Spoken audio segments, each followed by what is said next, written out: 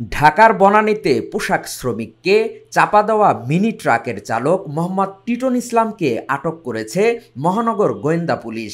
সোমবার রাতে আটকের পর মঙ্গলবার সকালে তাকে ডিএমপি মিডিয়া সেন্টারে উপস্থিত করা হয়। এ সময় ডিএমপির গণমাধ্যম ও জনসংযোগ বিভাগের উপকমিশনার মোহাম্মদ তালেবুর রহমান টিটনকে গ্রেফতারের বিষয়ে বিস্তারিত জানান। সকালবেলা বনানীতে আপনারা জানেন একটা সড়ক দুর্ঘটনা সংঘটিত হয়। এই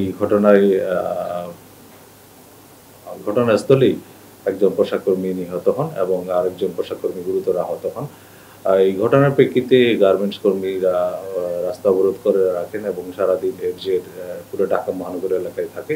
তার প্রেক্ষিতে আমরা যে দায়ী এই ড্রাইভার তাকে ধরার জন্য আমাদের নজরদারি অব্যাহত রাখি এবং এর সূত্র ধরে গত রাত 11ই মার্চ মধ্যরাতে তাকে ঢাকার কেরানীগঞ্জ থেকে গ্রেফতার করা হয় এবং সে তার যে ঘটনায় জড়িত থাকার কথা ইতিমধ্যে প্রাথমিকভাবে আমাদের কাছে স্বীকার করেছে এবং ঘটনায় এখনো মামলা দায়ের করা হয়নি। মামলা প্রক্রিয়াধীন রয়েছে। মামলা প্রক্রিয়াধীন করার পরে তাকে ওই মামলায় অ্যারেস্ট দেখানো হবে।